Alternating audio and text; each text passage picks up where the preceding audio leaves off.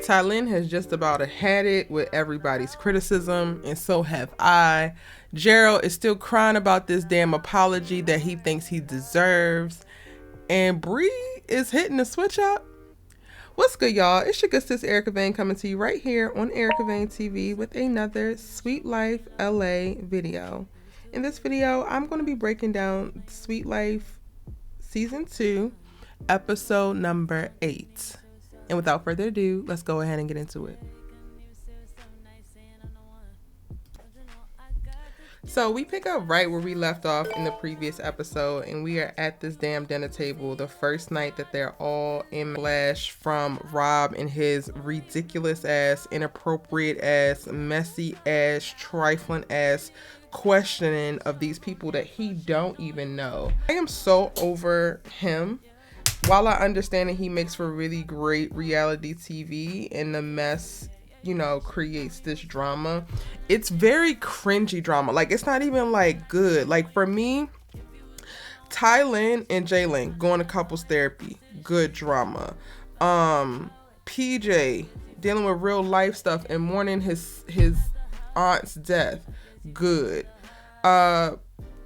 Brianna waking up and realizing how great of a guy Pateri is and how she can't be out here messing around with goofy ass, thirsty ass Negroes like Marcus, who continues on in this episode to be thirsty AF. Like, how the hell you come as like a plus of a plus one to a damn group trip that is ultimately like a low-key vacation, and your homeboy is here with this girl, and you think because you single and you need somebody because it's more men than women that you just gonna go ahead and slide on your friend girl. Like, the thirst is real. This dude is literally hopping from the homegirl, like hopping from homegirl to homegirl, and it's nothing cute about it. And I'm not gonna spend too much time on Marcus because y'all already know how I feel about his little thirsty ass, but he just continues to make it worse. Again, another plant. Like, shout out to the producers of this reality TV show, because y'all are producing y'all's asses off and y'all are giving us storylines from left, right, and center. You are giving us levels to these damn storylines. You're giving us very meaty storylines that actually matter, all the way up to this little fluff stuff with this little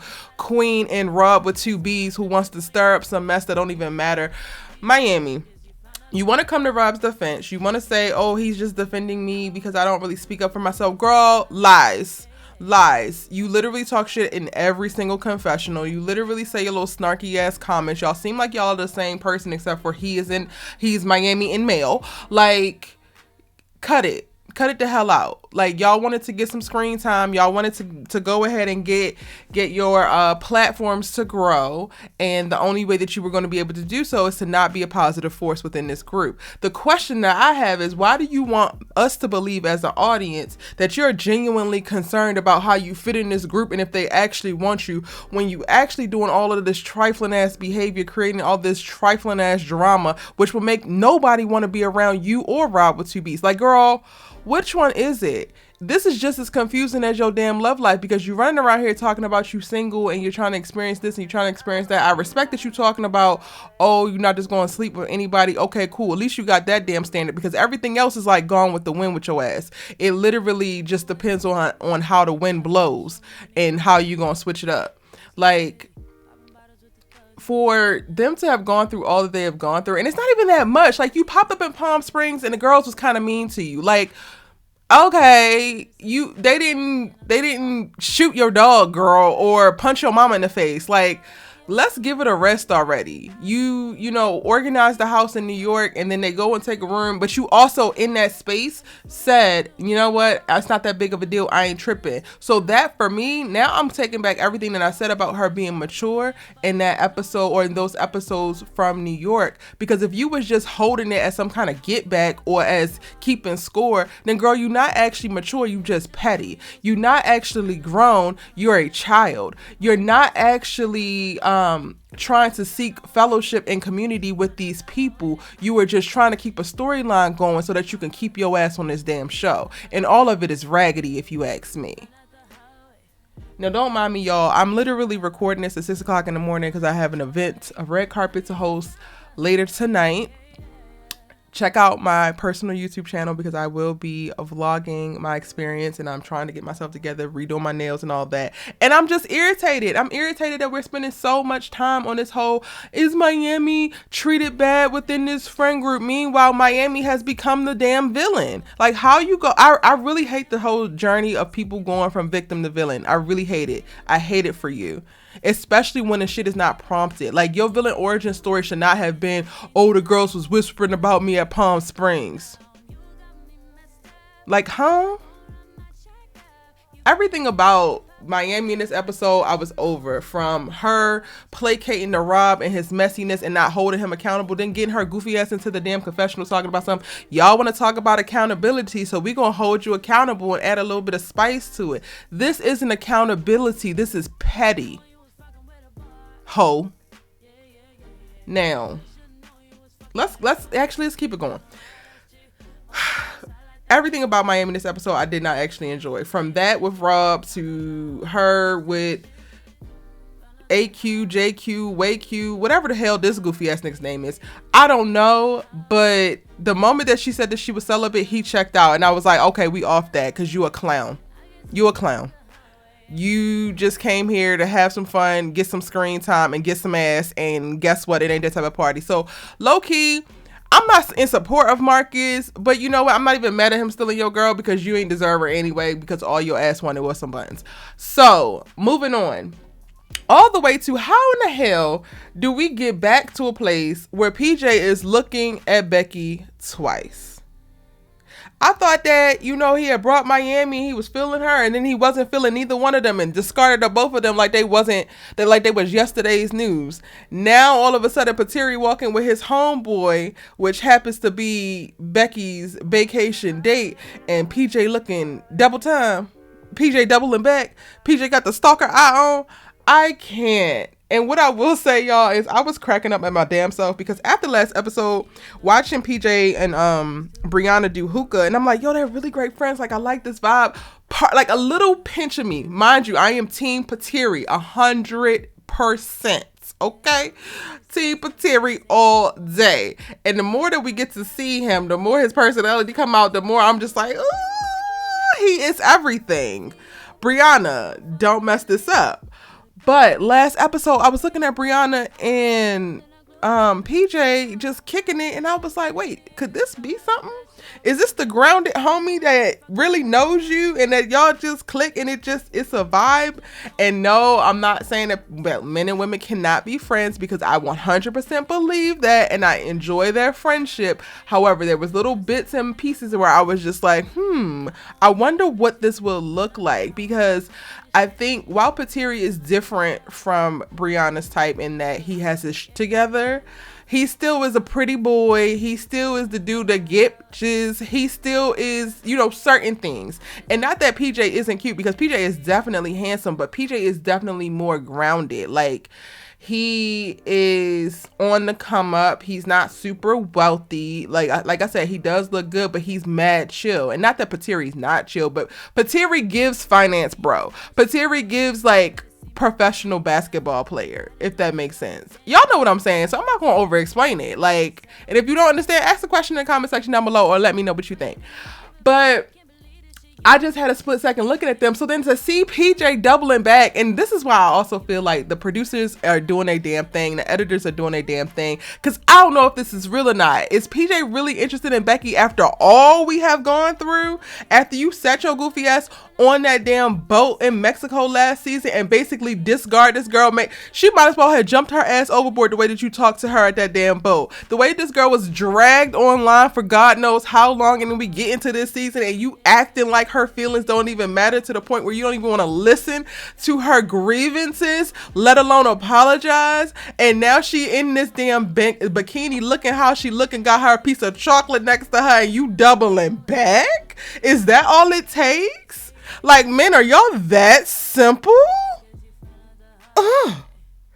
I want to be offended, but I'm amused. Since I'm talking about simple ass men, Gerald, We had your back when Rob was coming at you about the whole sociopath thing because he don't know you like that. He wasn't there for the situation. It wasn't there for him to speak on. I understand how it made you uncomfortable. I understand how it can be embarrassing. It was downright not right, simply trifling. Said that in my last video. However, you running, tell that. You gone telling on the mountain, you crying for this damn apology that you feel like Tylynn has given everybody else except for you, and yet and still you have not figured it out. She ain't give your ass one because you don't deserve one. You are mad because you were embarrassed on national television because your friend accurately identified how you were behaving in a moment where you probably weren't being your best. Okay, cool. You know what you do with that? You learn and grow. You figure out what the damn definition of a sociopath is. I actually broke it down in my last video because I looked it up for myself just to make sure that I was right and being on Tylynn's side with this. And then you say, damn, if that's how I was being, how do I not be that way moving forward? Oh, I stopped centering everything and everyone around me. Oh, I actually take other people's feelings and thoughts into consideration. Oh, I realize that the sun does not rise and set on my ass. Easy. I'm a better person. I got to see myself in last season. I don't necessarily like all of how I was depicted. Let me do some things different. But no, that's too much like right, especially for a simple ass man like Gerald, because his brain only tells him that the only solution that he could possibly get is if he gets an ingenuine apology from a woman, because he just needs these words from Tylynn, whether she feels it or not. When they sit down by the end of this episode to talk about this, he literally hears her and doesn't hear her, and her providing clarity on the whole situation and her perspective and feelings on it. And he literally responds, well, I'm talking specifically about when you said on national television that I was a sociopath. So I'm not even dealing with all of that. I'm just talking about that specifically. Sir, your lack of self-awareness and deep-seated issues with this specific word is not Tylynn's damn problem. It's your therapist. You're having a conversation with the wrong person at this point, because even in this moment, you can't even for a split second acknowledge how your actions in reference to the podcast that you put together, facilitated, and poorly moderated made her feel in positioning her boyfriend to be in a situation that he ain't necessarily have to be in. You can't even acknowledge it. Even if you're not going to apologize, you can't even bring yourself to be like, well, that wasn't my intention, but I understand how you feel uncomfortable with what went down. You can't even do that, but you want this girl to utter the words, I apologize, or I'm sorry? For why? I'm sorry for accurately identifying the characteristic that you were displaying on national television when you decided to put together a bullshit ass podcast and be a bullshit ass moderator and an even more bullshit ass friend, and then decided to double down on it in our reunion special and talk about how you ain't give a fuck about me, my boyfriend, or any of my damn feelings. I'm sorry that you're a trash person and still have yet to grow and learn. Is that good, Gerald? Can you take that and move the hell on? Because I'm praying, y'all. We end this episode and it's not clear where their conversation is going to go. But I'm praying that Tylynn does not give him this apology. And part of me is it's doing it to be petty too. One, I don't think that he deserves it. But two, because he wants the shit so bad, no, you don't get to have it. Grow as a person, evolve as a person, be a better human, and then maybe your ass will get it, because you ain't gonna get it today. And I pray Tylynn don't give him this damn apology. She's staying 10 toes down, but I get it. They are wearing our good sis thin. In this episode, she's brought the tears again because Bree decides to bring up the conversation that they had when they were at the little store where Cheryl's bikinis are at, and they were trying them on, and they were talking, and I was just like, Bree, you talking about how Cheryl don't feel comfortable and how she's leaning into the energy that Gerald has for Tylynn, and that's caused a strain with them. They haven't been able to get on the same page. They haven't been able to talk. And then when she starts crying and she feels so criticized and she's just like, yo, I can't win for losing. I've been accountable. I've done this. I've done that. You like, oh, you are a perfect friend. You're everything. You're great. You're great. You was telling that for everything that Cheryl said, but what about what the hell you said, baby? And this is why I'm doubling down on what the hell I said in previous episode breakdowns, y'all, because this is what I'm talking about in reference to when Tylynn said that she was emotionally manipulative. This is a great example of it. Even though Brianna was not emotional in this particular scene, her not divulging the full scope of what happened in that conversation is manipulative. Her then realizing that she was hurting her friend's feelings and okay, great intentions, trying to make her feel better, but still not being fully honest about her place in the conversation that she had as well, and then basically lying to her. So you either lying to Tylynn in this moment or you were lying at the damn store. But in the store, you was not making it seem like Tylynn was a great friend. In the store, you said that you needed to stand up for yourself and there was a hierarchy in what was going on and you ain't like it and you wanted to do a better job and grow as a person by standing up to the big bad Tylynn. But here in Mexico, when you sit across from her and you realize that she has been taking steps, she's apologized to you 2 nights ago. She has been having tough conversations, dealing with things. She honestly, I feel like out of the whole friend group has been the most accountable out of every damn body, and y'all still want more from her. Like y'all are sucking blood from a rock and I can't. But you sit across from her, you see her crying, and then now all of a sudden you want to switch it up, but you don't actually be very honest about the entire conversation, and I hate that for you. Brianna, I love looking at you. I love your personality. I think that you are going to be an amazing, amazing woman. You are not a bad woman now, but like you got some damn areas of opportunity, mama. And this is one of them, because the flip-flopping, the using your damn tears to get out of being accountable for the that you got going on, and then just not being truthful and switching up. I hate that for you. I never want her to be one of those. Like, save that for like Myami or some other little random non-factor character. And I'm sorry, Myami, but we calling you a random non-factor character, mama, because you were giving out that energy. I'm just saying. Brianna, I want better for you. Even Becky has started to evolve. And I don't know if it's because she being more quiet and just sitting back and listening or what, but I'm feeling what Becky is putting down. Becky, enjoy Kyle. Enjoy how beautiful you are on these beaches in Mexico, baby.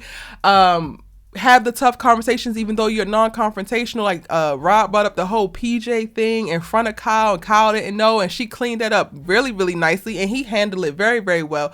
Whatever the hell this is that's going on, Becky, keep this energy, mama. Stay about the mess.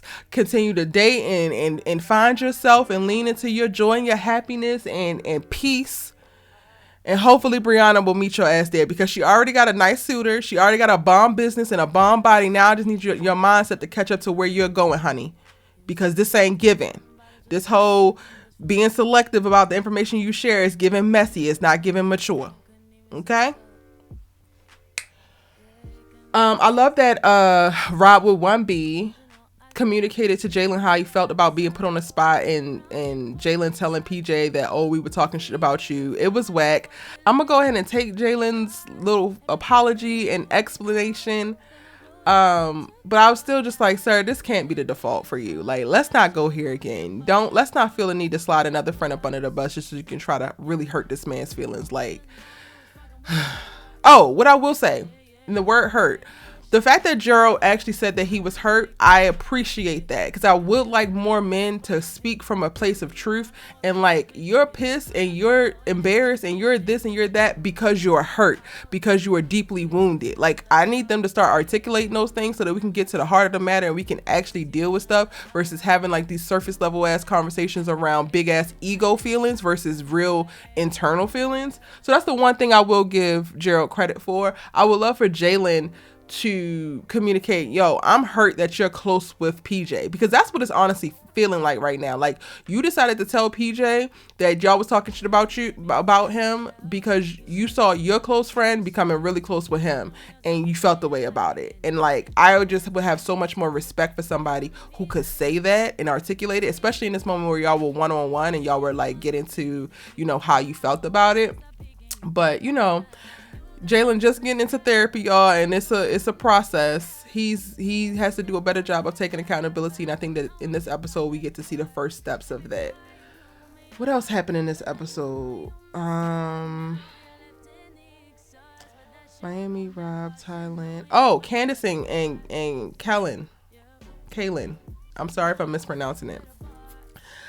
Homie, I'm not feeling his vibe Like, I really do feel like Candice is being underappreciated. I think that it feels very entitled to her since they've been together for so long. And I feel like kudos to Candice. She's deciding to go celibate if he don't want to use rubbers because she already told him this is what it is and this is what it ain't. What kills me about these men is that they are all for accidentally, air quotes, having a baby, but you throwing up red flags when we talking about putting a ring on my finger.